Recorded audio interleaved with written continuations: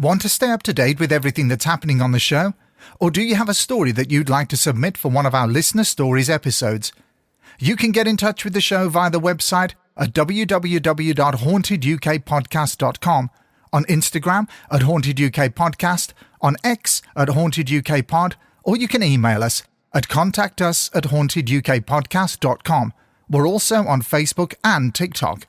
And if you want to support the show, you can do it via either Patreon or Ko-fi. Both platforms have exactly the same content, but work in slightly different ways.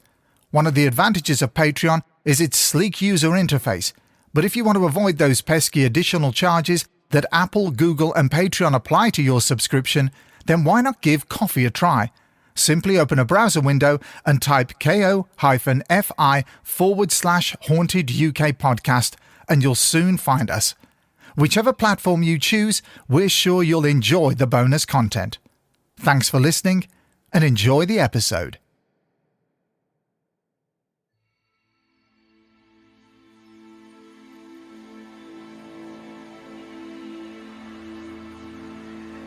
Many places in the world feature beautiful beaches, palm trees, resorts and restaurants, museums, quaint streets, lovely towns and bustling cities. But there is one place in particular, however, that offers all of these things, yet beneath the sunny surface hosts a vast array of both fascinating and terrifying locations and phenomena, including ruins of ancient long-lost cities, haunted pyramids, an island inhabited by disheveled dolls, an area immune to radio signals, vicious, hairless cryptids, and a holiday that celebrates the thinning of the veil between the world of the living and the dead.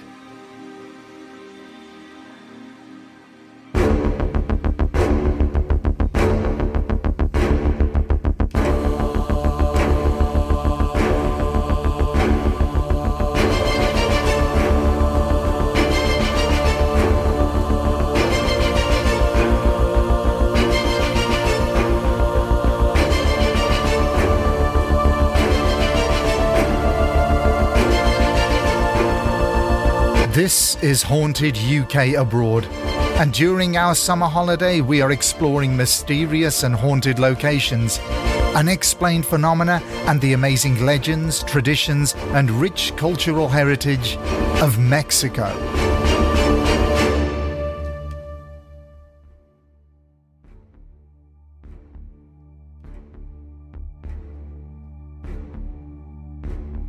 We begin with what is perhaps one of the strangest stories hailing from this part of the world. The story behind Isla de las Muñecas, which translates to Island of the Dolls. Located south of Mexico City, the island is in some ways more heartbreaking than it is frightening, though there is something terribly unsettling about setting foot on an island whose trees are strung with thousands of dolls, some intact, others in pieces, or even mutilated. The story begins with the island's former resident and caretaker, Don Julian, who left his wife and child to live as a recluse on a small island in the 1950s. While walking by the shore one day, he came across the body of a young girl floating in one of the canals. Powerless to help her, as she was clearly dead, Don Julian was left awash in grief and devastation. The next day, he found a doll drifting down a nearby canal. Presuming the doll belonged to the girl, and still deeply troubled and anguished by the events of the previous day, Don Julian collected the doll and strung it up in a nearby tree in memory of the girl. Believing that the ghost of the girl now haunted his island, Don Julian carried on scavenging the canals and even traded produce he had grown for dolls, which he then hung from trees in order to appease the lost little girl's spirit. Those close to him recall it as though he was driven by an unseen force to continue hanging dolls and doll pieces from every tree on the island. He didn't make any attempts to clean or fix the dolls, but rather strung them up in whatever condition he found them in, sometimes with missing eyes and limbs. Even if he managed to find dolls which were clean and intact, the elements quickly weathered and damaged them, only adding to the chilling mystique of the island. Not all the dolls Don Julian collected ended up in the trees. He kept some in his hut, caring for them and changing their clothes. This may seem incredibly bizarre to most, but it is said he viewed the dolls as protectors and would happily and proudly give small tours to any visitors who came to the island. Amazingly, Don Julian carried on living a quiet and solitary life on the island and hanging dolls from the trees for the next 50 years. Don Julian's death was as unusual as his life. In 2001, whilst his nephew was visiting the island, the pair decided to go fishing on the canal. Don Julian, then 80 years old, became agitated and informed his nephew that the mermaids in the water were calling to him. His nephew, not knowing what to make of the conversation, brushed it off as the ramblings of an eccentric man. When they reached the shore, the nephew stepped away from the boat for a few minutes. Upon his return, he found his uncle's body face down in the canal, in the same location where Don Julian claimed to have found the little girl's body decades before. After his death, Don Julian's family opened the island to the public, quickly turning it into a destination for anyone interested in the strange and unusual. The island features a small museum which displays articles from local papers about both the dolls and Don Julian himself. The hut where Don Julian resided is also still standing, with the first doll he ever collected still on display inside. Since the island opened to guests, many people have treated it like a tribute to both the little girl and Don Julian. They visit the island with offerings for the dolls in exchange for blessings. Some even change the dolls' clothing and tidy up parts of the island, perhaps viewing it as a place of worship or a location where they can pay tribute to a lost child. On a more frightening note, multiple people claim to have witnessed the dolls move their heads and limbs, as well as opening and closing their eyes. But perhaps most unsettling of all, some people have reported hearing the dolls giggle and whisper to one another. I am right behind you. Some people also believe the ghost of Don Julian himself still inhabits the island, unable to leave the place he called home, or let go of his decades-long tradition of hanging dolls from the trees. There has never been any evidence of the young girl's existence or death, but whether Don Julian actually found a body, imagined or hallucinated it, the effect the ordeal had on him was profound, and his reaction to it created a legacy that has survived for nearly 75 years. Delving into far less recent history, Mexico is rich with the remnants of ancient civilizations that populated the land long ago.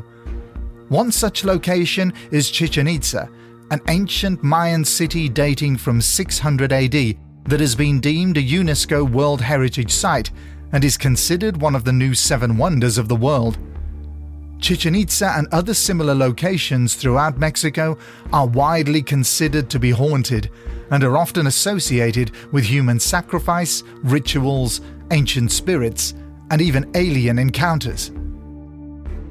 The city of Chichén Itzá rose to prominence in the 10th century and was abandoned in the 1400s for reasons not quite fully understood, though many hypothesize its steady decline over the course of centuries was caused by environmental degradation, drought, or a shift in trade routes.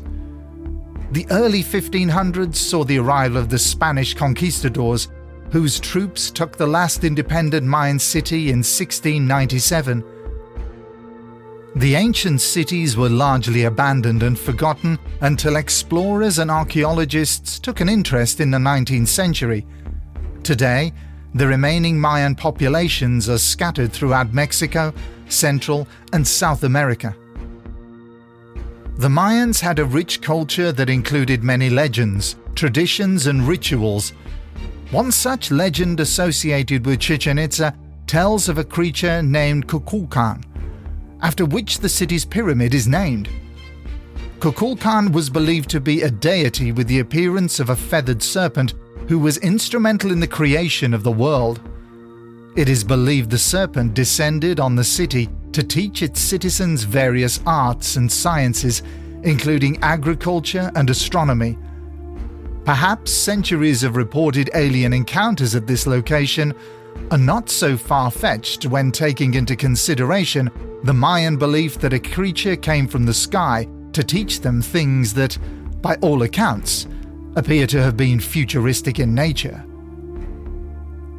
Another central aspect of Mayan culture, human sacrifice, is often viewed as gruesome and unsettling by people today, but it is important to delve into the Mayans' unique view of death, which wasn't perceived as an end, but rather the next part of the journey into the afterlife, which was often sought after and even celebrated. For example, within the limits of Chichén Itzá, there is a ball court in which two teams would face off before a large group of spectators. The game played consisted of hitting a small ball through a hoop, which, in itself, may not seem all that interesting, but it's the shocking end result of the game that illustrates the Mayan view on death. The captain of the winning team would be sacrificed, which was considered an honor and a reward. Artwork carved into stones of the ball court depict men in full armor clashing on the court, and single men kneeling at the center of the field and being decapitated. Sacrifice was viewed as a way to appease the gods in times of disease and drought. Many of the human remains found at Chichén Itzá that appear to be victims of human sacrifice were those of children, with more than half being aged between 3 and 6 years old. It's also believed that twins were specifically chosen for sacrifices, as the remains of several sets of twins were discovered, and twins are a central theme in the Mayan book Popol Vuh. With its turbulent history and close ties to death and sacrifice, it's no surprise the ancient city of Chichén Itzá is considered one of the most haunted places in the world. Visitors to the site have reported a wide range of phenomena, such as shadowy figures, disembodied voices, the sound of tribal hymns, drops in temperature, and aluxis, the Mayan spirit equivalent of fairies. Some believe the spirits found here are the ghosts of sacrificed people, unable to cross over and doomed to roam the city. Others believe they are the ghosts of Mayan priests, tasked with guarding and protecting their sacred site. Most frightening of all, perhaps, are the many cases of people who have reported spiritual attachments, claiming entities have followed them home from their visit to the ancient city. Though many people are frightened by Chichén Itzá's numerous entities, there is a singular figure in Mexican folklore that, for centuries, has haunted both the lives and dreams of the people of not only Mexico, but also several South American countries. Her name is La Llorona, which translates to the wailing woman or the crying woman. She is typically found, or at least heard, near bodies of water, loudly weeping for her children. Some say those who hear her cries will see misfortune, or even death, fall upon them, whilst others believe she acts as a messenger from beyond and carries a warning for those who will listen. But at her origin, who is La Llorona? The earliest documentation of La Llorona dates back from the 1550s and hails from Mexico City, but some believe her story begins far earlier than that, possibly even in the time of the Aztecs, who had a creation story about the hungry woman, a starving being that would constantly cry loudly for food. The Aztecs also worshipped a motherly goddess-type deity who would seek children to keep for herself, something La Llorona has been accused of in some variations of the legend. It is interesting to note that stories of ghostly weeping women have existed around the world for centuries, hailing from various cultures that range from Hebrew to German, and even ancient Greece, which originated the tale of a demigoddess named Lamia who had an affair with Zeus, then saw all her children killed by his jealous wife. In a similar account, the Mexican folklore version of the tale says the woman who became La Llorona was thrown into a jealous rage upon discovering her husband had been unfaithful to her.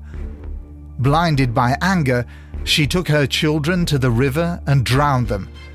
When the veil of rage lifted and she realized what she'd done, the woman threw herself into the river as well, meeting the same fate as her unfortunate children. Some versions of the story say that when her soul got to heaven, she was asked where her children were. Ashamed, she admitted she didn't know, so she was sent back to the world of the living and told she could not rest until they were found. La Llorona has roamed lakeshores, streams, and riverbanks, wailing for her children ever since. Some believe she appears on Día de Muertos, or Day of the Dead, which we will touch on later in this episode, to carve a path for newly departed souls to follow to their eternal rest, perhaps as atonement for her terrible deeds. It is said she cries and wails, not only for herself, but for all the families who are aching for lost loved ones, in an effort to help ease their pain. In a more practical sense, the legend of La Llorona has often been used as a warning to keep children from wandering near bodies of water alone or after dark. She has been intricately woven into Mexican popular culture, often appearing in works of art, films, and even in theatrical performances, typically held in Mexico City on Day of the Dead. Over time, La Llorona has come to represent pain and grief, and the challenges and struggles faced in trying to ease it. From a ghostly weeping woman, we now explore a particularly frightening and heavily feared cryptid, the Chupacabra. This legendary creature features heavily in Latin American folklore, with alleged sightings spreading into the Southern American states. But what are the origins of this mysterious and often violent creature? Surprisingly, the myth of the Chupacabra is a relatively recent one, hailing from Puerto Rico in the mid-1990s and quickly spreading throughout Latin America. With the name translating to goatsucker due to the reports that the creature drains the blood of livestock, the Chupacabra has been described as canine-like, with reptilian features like scales or spikes on its back. It is said to be bipedal and well over 1 meter tall, with powerful legs that allow it to leap over fences and cover long distances effortlessly. Other witnesses claim it has long, sharp claws and even bat-like wings. Some scientists have provided the simple explanation that the creatures being reported are simply coyotes or dogs with severe cases of mange. Mange causes fur loss and terrible skin abnormalities which could appear otherworldly to those who have not encountered it before. Other, less simple theories involve the US government experimenting with genetics, perhaps as part of a biological warfare program in the rainforests of Puerto Rico, or that the creature is in reality an extraterrestrial being. Unlike Bigfoot or the Loch Ness Monster, there are no known footprint casts or photographs of the Chupacabra, making it a challenge to provide an argument in favor of its existence. Whilst the original witness accounts of the Chupacabra came in a flurry over a 5-year span, mostly from Puerto Rico, Mexico, and South America, they provided no source of evidence other than witness accounts and the mass of dead animals left in its wake. After approximately 5 years, reports from these areas quickly faded away and were replaced by accounts of strange, fierce, hairless, four-legged canine-like creatures mostly found in Texas and the southwest United States. The difference then was that there were carcasses left behind for scientists to investigate. In all cases, DNA testing on the remains identified them as dogs, coyotes, or other common mammals, typically stricken with parasitic infections that altered their appearance. Whilst this explains the more recent sightings, what should we make of the original, much different witness accounts that came before? If the creatures were simply ill coyotes or dogs, what explains the countless animals that have been sucked dry of their blood? As it turns out, like the creature itself, perhaps the bloodless carcasses were a myth as well. The history of the Chupacabra myth was eventually traced to a Puerto Rican woman whose description of the creature informed all accounts reported thereafter. Her description, however, was almost an exact match for a creature that appeared in a recently released sci-fi film at the time.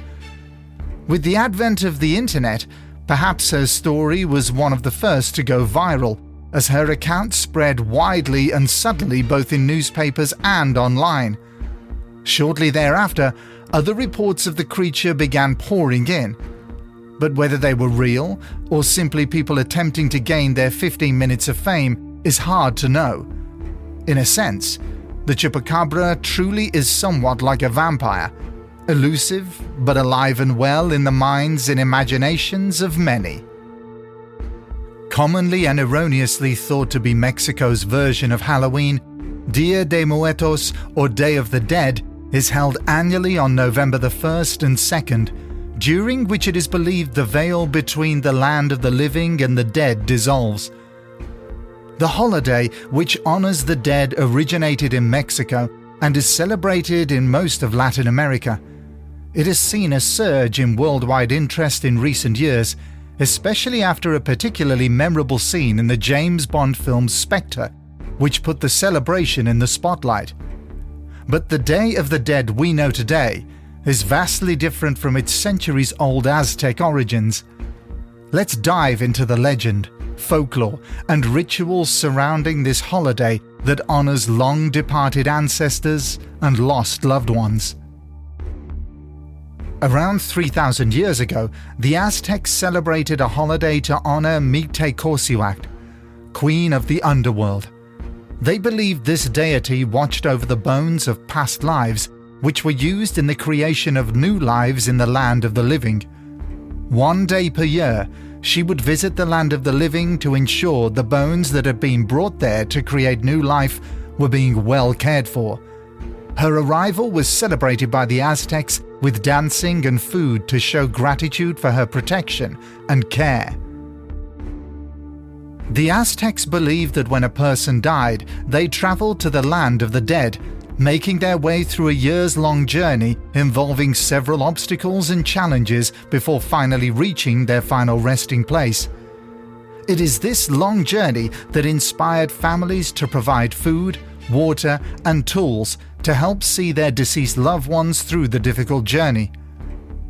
The arrival of Spanish conquistadors saw many of the indigenous people forced to convert to Catholicism after being conquered. As has occurred in many parts of the world, the traditional rituals and celebrations of indigenous peoples were fused with the Catholic ones. In this case, the celebration of the Queen of the Underworld became one with All Saints' Day and All Souls' Day, which the Catholic Church has assimilated from pagan holidays during medieval times. In Spain, these holidays were celebrated by decorating graves and bringing offerings such as food and candles to grave sites as a way to honor the dead and light a path for them to follow back to the land of the living and their families. The celebration of Día de Muertos we know today is a combination of these two cultures, their beliefs, and their rituals. Over time, Mictlantecuhtli was replaced with a figure called La Catrina, which takes the form of a skeleton woman wearing a large hat decorated with flowers and feathers. She's meant to represent the idea that everyone is equal in death, regardless of the status they may have held in life. Modern Day of the Dead celebrations, which see the spirits of children return to the land of the living on November the 1st and adults following on November the 2nd, involve several rituals and traditions. At the heart of these traditions is the ofrenda, a type of private altar on which families place photos and memorabilia belonging to their ancestors and loved ones, as well as a selection of their favorite foods and beverages. Ornamentation such as flowers, typically marigolds, and candles are added, all with the intent of guiding the dead back to their families through the fragrance of food and flowers and the soft flames of the candlelight. One of the traditional foods prepared during Day of the Dead celebrations is pan de muerto, or bread of the dead. The sweet bread prepared with a strong essence such as anise or orange zest is shaped into a loaf with bones and a skull placed on top. Once again, this fragrant offering is meant to help guide spirits home. It is believed the spirits who return for the night are able to feed off the essence of the food and beverage offerings, which help replenish them after their long journey. Families treat the dead as welcome guests and often leave blankets and pillows for them to rest before making their long journey back to the underworld. Symbolism plays a prominent role in the Day of the Dead celebrations. Calacas and calaveras, Spanish for skulls and bones, have become common figures in more modern illustrations of the holiday. These originated in the early 1900s with a cartoonist called José Guadalupe Posada, who initially used the skeletons to portray messages regarding his views on politics. The significance of these characters, the most famous of which is La Calavera Catrina, has shifted over time and seen her become one of the most recognizable Day of the Dead figures. Colorful skulls known as sugar skulls also feature prominently in the Day of the Dead celebrations. Though somewhat less prominent, animals also appear in Day of the Dead symbolism. According to ancient Mexican mythology, Xolos, a breed of Mexican dog, are an integral part of the dead's journey and serve as guides through the rivers and mountains on their way to the underworld. It is said that those who showed kindness and care to dogs while alive could count on their guidance after death. However, those who mistreated dogs while alive would be left without their assistance and become lost on their way to the underworld. It is not uncommon to find dog figurines on modern-day ofrendas. Other traditional Day of the Dead symbols include hummingbirds and monarch butterflies, which are sometimes viewed as being the spirits of the dead. Different parts of Mexico also feature different animals, such as horses and foxes, as part of their versions of the legends and celebrations. In popular culture, besides the infamous scene in the James Bond film, the blockbuster Disney-Pixar collaboration Coco paid homage to Day of the Dead. It featured the character of a young boy who must travel to the land of the dead in a quest to right a wrong with his ancestors. Though at its core, the customs and rituals of the holiday have remained the same, the large shift in popularity has seen it evolve into a more widely known and celebrated holiday, with parades taking place not only in Mexico, but in several major US cities such as Chicago, Los Angeles, and San Antonio. Bringing this traditionally Mexican holiday to the masses has its pros and cons. The unfortunate side effect of major businesses capitalizing on the celebration seems unavoidable, but on the positive side, Day of the Dead celebrations paint death in a positive light, as part of what it means to be a human being and allowing people to both grieve and celebrate the departed on a regular basis. In a sense, the holiday serves as an outlet for the pain of losing loved ones and allows us to look back on those who came before, remembering them and, in a sense, keeping them alive simply by doing so. Day of the Dead creates a space and an opportunity for communication between the living and the dead, an opportunity that many, it seems, are only too willing to embrace. Now on to one of Mexico's most famous unexplained mysteries, the Mapimi Silent Zone, a name given to a patch of mostly uninhabited Chihuahuan desert that has long been the subject of urban legend. In ancient times, the area was a seabed in the Tethys Ocean. Remnants of that ocean still exist today in the form of fossils and large salt deposits. The mystery begins, however, in much more recent history. The first story associated with the area occurred in the 1930s, when a local pilot who was flying over the region saw his radio suddenly stop working and his instruments begin to spin out of control. There isn't much documentation about this incident, and it could have easily have been written off as a tall tale if it weren't for subsequent similar experiences in the decades that would follow. The name Zone of Silence was coined in the mid-1960s when the leader of a major oil company sent to the area on an expedition returned frustrated by issues he was having with his radio. Over the course of the next 5 years, the area garnered attention and an increase in interest from curious and adventurous visitors. In July of 1970, a test rocket was launched from Utah in the United States. Its aim was to reach a missile range in New Mexico, but it lost control, veered off course, and fell into the Mapimi Desert.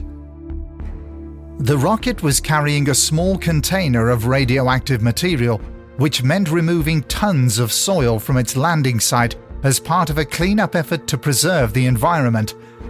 Several legends relating to the area arose after the recovery operation. The incident made headlines, throwing the Zone of Silence into the international spotlight. Local residents who were hired to guard the crash site shared stories about their experiences, claiming that radio signals couldn't be transmitted to or from the area, and that compasses would spin out of control when placed on the ground. They also reported strange mutations in the vegetation and fauna. Some say the anomalies are caused by subterranean deposits of magnetite and possibly debris from meteorites. The area seems to be a magnet for space debris, with multiple instances of large meteorites landing in and near the zone. Because of this, many believe the area also attracts extraterrestrials and UFOs. Witnesses, often people living in remote areas, have reported encounters with tall, fair-haired alien beings who speak Spanish and retreat without leaving footprints. They will sometimes ask for water, and when asked where they come from, they simply reply, "Sombre," or "above." Loss of time, bright and unexplained flashing lights, as well as fireballs darting across the sky and down the mountainside have also been reported. The Zone of Silence undoubtedly holds mysteries at its core. Whether those are natural or supernatural remains a topic of debate. As recently as 2023, another alien being, or rather set of alien beings, were cause for debate, this time in front of Mexican Congress. A Mexican journalist and researcher in the field of unidentified anomalous phenomena approached the Mexican government with what he considered the most important discovery in our shared human history. He presented the mummified remains of two small humanoid beings, which, like humans, bore 2 eyes, a mouth, 2 arms and 2 legs, but featured horizontally elongated heads, 3 fingers on each hand, and with a fraction of the size of a human. One of the beings appeared to be female and was discovered to have what appeared to be eggs inside its body. The journalist and researcher Jamie Mausen explained that the bodies were found a few years prior near an ancient site in Peru, South America. He shared scientific studies and test results with both the Mexican government and the public that he claimed concluded the bodies had no earthly origin, and that one was approximately 700 years old and the other nearly 1,800 years old. Mausen embraced this as a singular discovery that could provide humanity with an opportunity to unite. Images of the creatures quickly went viral, garnering worldwide attention and the attention of scientists with counter-arguments and differing opinions. A Peruvian bioanthropologist expressed frustration, stating that such finds had been found to be frauds in the past. Indeed, previous finds have largely been dismissed as ancient, mutilated mummies of children, or a case of animal parts getting mixed up with human remains. This pushed for further scientists to request the samples to be made available to the scientific communities worldwide to perform their own testing. In reaction to this, Mayan shared DNA and carbon dating results that had been commissioned on a being with the same appearance that was found at the same location in Peru. He explained the testing was done on that being to avoid potentially damaging the other two.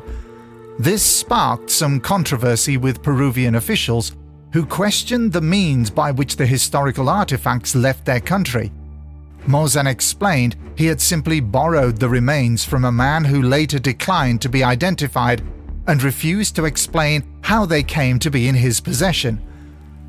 Though some scientists who reviewed the DNA and carbon dating tests came to the conclusion that the beings were of an earthly origin, not all scientists had the same interpretation of the results. Those who believe the beings may be of alien origin explained that the DNA tests were compared to more than 1 million species, and the results show they are not related to anything known to science at this time. In these sorts of situations, it's difficult to distinguish whether there is an ulterior motive from either side of the issue when interpreting test results and data. Are people with a deep interest and likely a strong desire for proof of alien life seeing what they want to see and believing what they want to believe? Conversely, are there others who have as a purpose, or perhaps even a directive, to keep a tight lid on data that could turn everything humans have ever known about the universe on its head, quick to debunk and perhaps explain away anomalies as simple errors in testing or accidents of nature? Once again, we appear to be left with more questions than answers. Before we wrap up this episode, we'd like to share a short collection of Mexican stories about the paranormal that range from ghosts to witches and lake monsters. First is Casa de las Brujas, otherwise known as the House of the Witches. The house, owned by a Dutch mine owner named Juan Carson, was built in the mid-1800s. Juan ended up being imprisoned for murder, leaving his daughter Susan to live in the house with her aunts. Unfortunately for Susan, her aunts were not a good choice of guardian, and Susan was found beaten and starved to death in the home's cellar approximately 1 year after moving in. It is said Susan's ghost still haunts the house to this day, with cold spots and odd sounds emanating from the cellar being reported by multiple witnesses.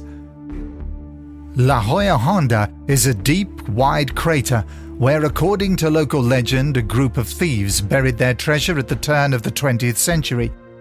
It is said their ghosts have been guarding the treasure ever since. But this isn't the only paranormal activity reported in the area. Other phenomena include UFO sightings and claims of ghostly witches celebrating the Witches' Sabbath. This location is truly a buffet of paranormal phenomena. Moving on, a fearsome beast is said to live in the depths of Lake Texcoco. The monster is said to be canine-like in appearance, with spiky fur, and most unsettling of all, it is said to have a hand at the tip of its long tail. According to legend, it produces a sound similar to the cries of a human baby in order to attract victims to the waterside. It then catches and drowns them before eating them. This creature, still feared today, also appears in ancient Aztec mythology. In the Yucatan region, there is an elementary school which, according to local law, is built on the site of an old farmstead. Legend has it that the farmer who lived there was a powerful warlock who was able to grow vegetables and fruit at a whim, regardless of the time of year. It is also said he could perform the impossible feat of growing the produce in a single day. He was rumored to be a shapeshifter with the ability to transform into a flying monster. It is said his shape-shifting spirit haunts the location to this very day. The 16th century house of La Malinche in Mexico City is believed to be haunted by the ghost of a rather polarizing indigenous Mexican woman who lived in the dwelling that graced the location previously. Named Marina by the Spanish and born in approximately 1500, She was kidnapped as a child and sold into slavery. In the years that followed, she developed the ability to speak various native languages and adapt her language to the class of people she was speaking to. This would allow her to gain their trust by appearing either as an equal or as a noblewoman who commanded respect. Her language skills were used to aid the Spanish in their quest to conquer various parts of Mexico, as they enlisted her to work as an interpreter. Due to this, many Mexicans view her as a traitor, though some argue her cooperation was likely a matter of survival. It is believed La Malinche died at the young age of 29 during a devastating outbreak of smallpox. At the time of her death, she was a free and wealthy woman.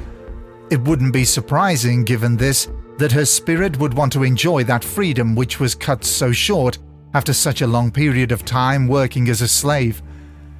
Adding to the haunted reputation of the location is the unverified story that her superior, who also happened to be her lover, strangled his wife in the same house.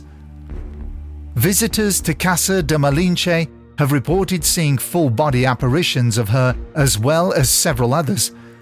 With such a dramatic and sordid story, it's not hard to believe there may be more than one lingering spirit at this location. In the heart of the small town of Guanajuato lies one of the most unsettling tourist attractions Mexico has to offer: El Museo de las Muñecas, which translates to Museum of the Mummies. On display at the museum are 100 perfectly preserved, naturally mummified corpses of all ages, each housed in glass cases.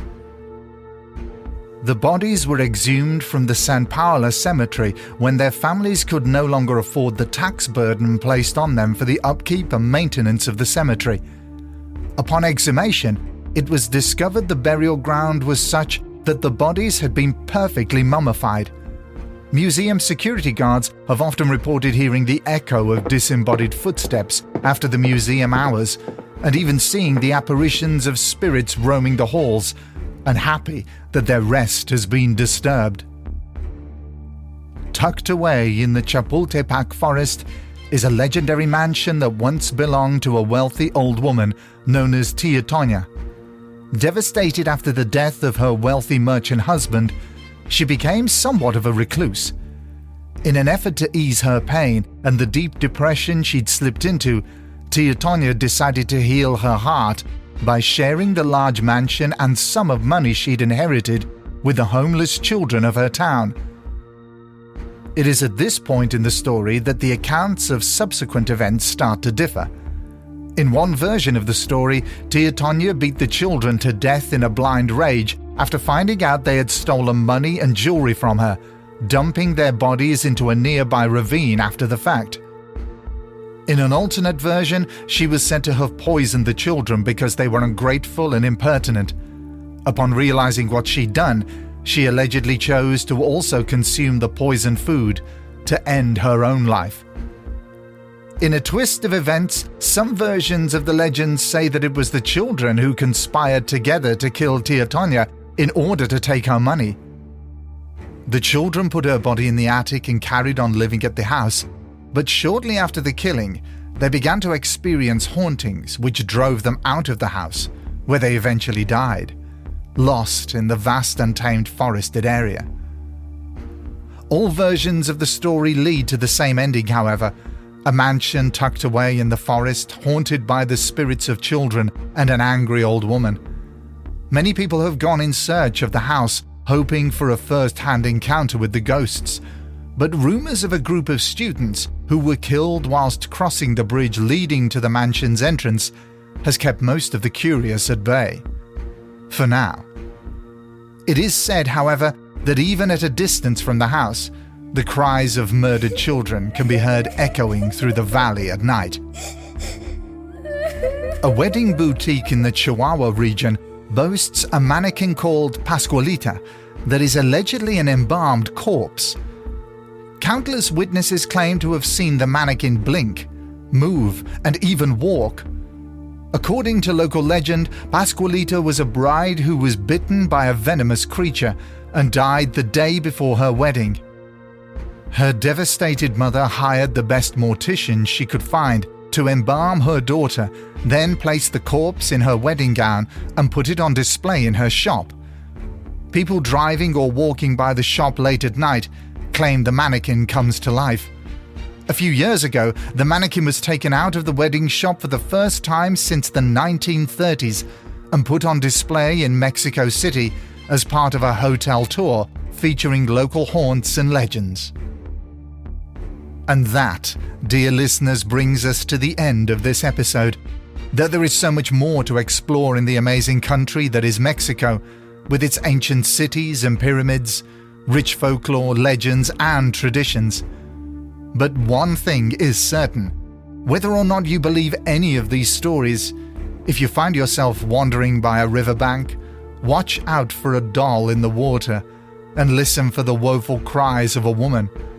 And if you're driving through the desert, check your radio signal and keep an eye out for a strange, hairless creature with spikes on its back. Because the next person to be haunted abroad could be you.